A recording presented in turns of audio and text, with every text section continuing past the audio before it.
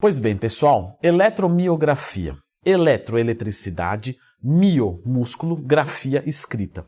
A escrita do músculo em impulsos elétricos, ou seja, a ativação motora traduzida para a gente de cada exercício. E nós vamos falar o melhor de cada um dos grupos musculares, portanto, valorizando quem vem aqui querendo o seu bem, clica no gostei e se inscreva no canal. O negócio é mexer com o emocional. Não, é sério, pessoal, isso ajuda de verdade. Pessoal, temos que começar o vídeo lembrando de que a eletromiografia é um parâmetro para ativação motora, mas nem tudo é ativação motora. Nós temos diversos tipos de resposta que a gente pode esperar de um exercício específico.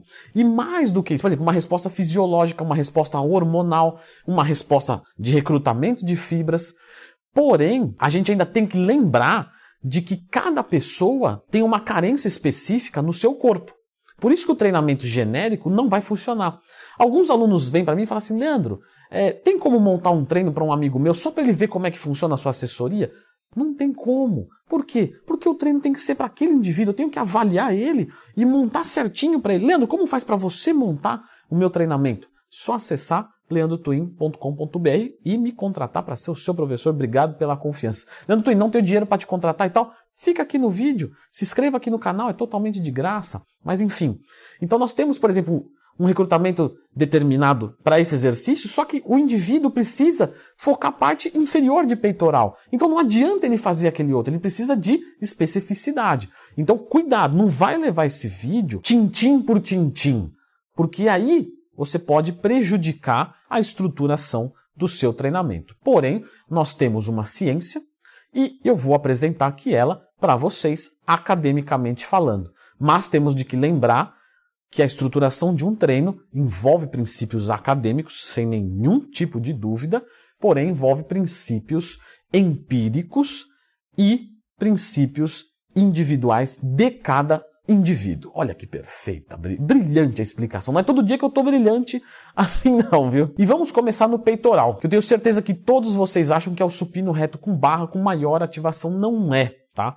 O que vai ter mais ativação, isso eu já falei, eu acho que lá para 2015, num curso que eu fiz aqui de peitoral. Inclusive fica a dica, sempre que tiver alguma dúvida, digita Leandro Twin dúvida, por exemplo, Leandro Twin peitoral. Pronto, você já ia saber disso. Que a maior ativação motora vai acontecer, né, segundo a eletromiografia, com o pec deck. Então o pec deck, ele recruta mais fibras do que o próprio supino reto com barra.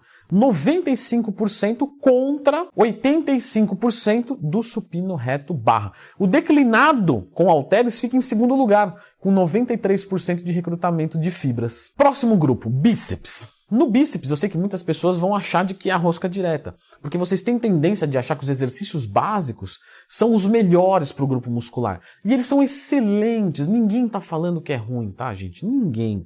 Só que nós temos particularidades, como eu reforço. De repente, para um indivíduo que tem uma estabilização da coluna ruim, uma rosca direta com barra pode não ser o ideal. Como que ele consegue isolar mais o movimento para que não aconteça uma flexão de ombro, por exemplo? Leandro, isso daqui é uma elevação de ombro. Não, mas o nome certo mesmo, né, falando da articulação, tudo é flexão de ombro, tá? É justamente a rosca concentrada. A rosca concentrada para o bíceps vai conseguir recrutar 98% de ativação motora, contra 78% da rosca direta com barra. Novamente eu reforço, quer dizer que um é melhor do que o outro? Não, depende de cada situação. O segundo lugar fica com a rosca no cabo, então a rosca direta no cabo, só que já cai para 80%. Por quê? Porque você não consegue estabilizar tão bem o movimento. Na rosca concentrada, você trava bem e mexe só o cotovelo. Então perceba aqui que a gente tem particularidades que não são citadas. Por exemplo, quem fez essa eletromiografia foi um indivíduo avançado ou intermediário? Porque um avançado conseguiria ativar mais do que um iniciante, porque ele consegue travar melhor o movimento e fazer. O iniciante ele flexiona um pouco o ombro, ele mexe um pouco a coluna, um avançado já consegue. Então essa diferença seria menor.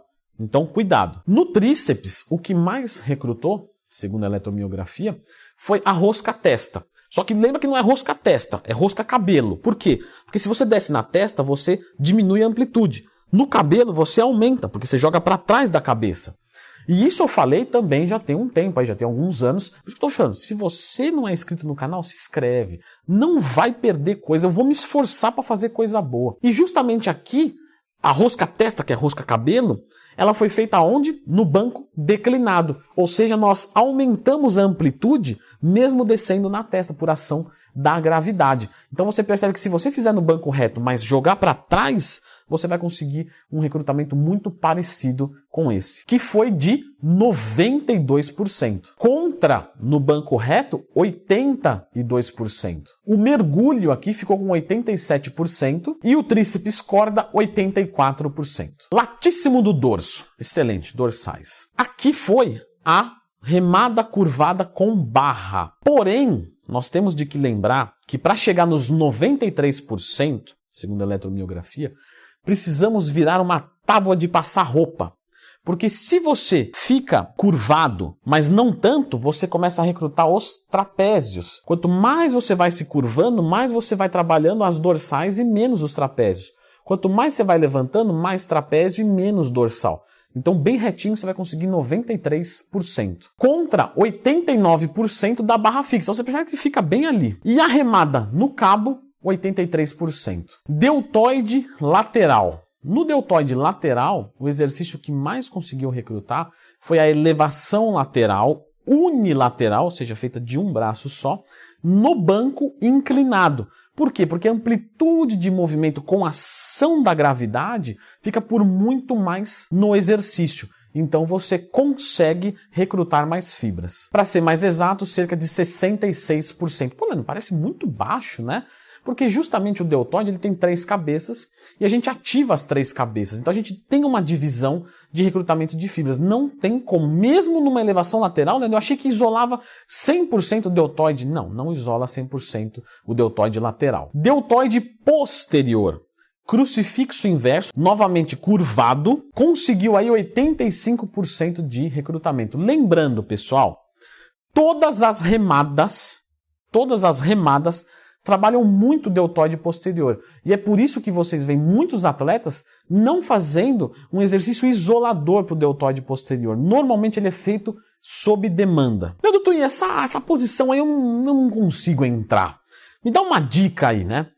Vou dar uma dica fácil. Afinal, o professor tem que... Qual que é o sucesso do professor? Quando o aluno aprende. Então, inclusive, fica até uma provocação. Quando você assistir o vídeo de alguém que quer te ensinar alguma coisa e você saiu de lá sem entender nada, quem fracassou não foi você, porque você não tem obrigação nenhuma de entender nada. Aquela pessoa que veio te explicar que é professor, que tem a obrigação de te fazer entender. Se você não entendeu, quem fracassou foi ele e não você. Então, quando eu faço um vídeo que as pessoas colocam aí, eu não entendi nada, quem tem que ficar triste sou eu, porque não é que tem burro aí. Eu que sou o burro, porque eu que me intitulei como professor e eu que vou fazer você aprender. Então, um jeito fácil de entrar nessa postura é empina a bunda, tá? E estufa o peito.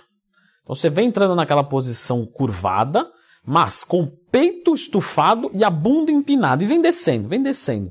Você vai entrar nessa posição. Panturrilhas. Nas panturrilhas, a panturrilha burrinho, que era uma das favoritas do Arnold Schwarzenegger, inclusive ele gostava de fazer com pessoas, teve 80% de ativação. Mas não vamos colocar aí os gêmeos em pé, né, muito atrás, 79%. O gêmeo sentado, por sua vez, caiu um pouco mais, 61%, afinal nós temos ali o sólio, que é mais o foco do exercício. Posterior de coxa. Muita gente vai falar de stiff, e realmente stiff é fantástico, rompe fibras de uma maneira diferente, principalmente pelo alongamento, né? A flexibilidade do movimento faz isso. Mas nós temos aqui a mesa flexora com 71% contra 56% do stiff, porém não é a mesa que está no nosso top. O que está no nosso top é a flexora vertical de pé, com 82%. Dos quadríceps, que é a parte da frente da coxa, nós vamos ter principalmente a cadeira extensora, porque é um movimento que isola a extensão do joelho, com 82% de recrutamento também. O agachamento livre, por sua vez, tem 65%, o que é relevante, é expressivo e é ótimo. Mas a cadeira extensora, ela é melhor em ativação. Lembra do que eu falei no começo do vídeo? Do que o agachamento. Nos glúteos, é incrível como as pessoas falam de agachamento. e não está errado, o agachamento é legal. Mas a ativação do glúteo no agachamento, de um meio agachamento, não chega a 20%, tá? 17% para ser mais exato. Num agachamento mais completinho, vai chegar aí de 28% a 35%. Doutor, quanto que é no 4 apoios? Entre 65% e 70%. E na elevação pélvica, 82%. Então a elevação pélvica é um excelente construtor de glúteos. Temos de que lembrar que nos adutores, o melhor exercício para adutores vai ser justamente a cadeira adutora com 92% de recrutamento, ok? Adutor, os pés girados para fora e tal. Então mostra uma excelente ativação. Só que uma lesão de fibras não é tão bem apresentada nesse exercício. Então, se você quer ter adutores bons, a cadeira adutora deve fazer parte do seu treinamento. De fato, os adutores são ativados em agachamentos, em leg press, então você não precisa treinar eles sempre, em todos os treinos. E não nos esquecendo, claro, do antebraço. O que vai ter maior ativação motora do antebraço é a extensão de punho, com 82% contra 66% da rosca inversa. E o abdômen, por incrível que pareça, as pessoas buscam máquinas, cabo, variações, trepam em coisas, fazem coisas absurdas, porém, o que vai recrutar mais fibras, 92%, vai ser justamente o supra no solo. O infra no solo também manda bem com 81%. Uma última dica, pessoal, é sempre a gente buscar proporção. Lembra do que eu falei no começo do vídeo? Então pensa no seguinte, Leandro, eu tenho a cintura grossa e eu quero ficar shapeado. Como é que eu afino a cintura? Que tal, além de se preocupar com isso, aumentar a sua cintura escapular?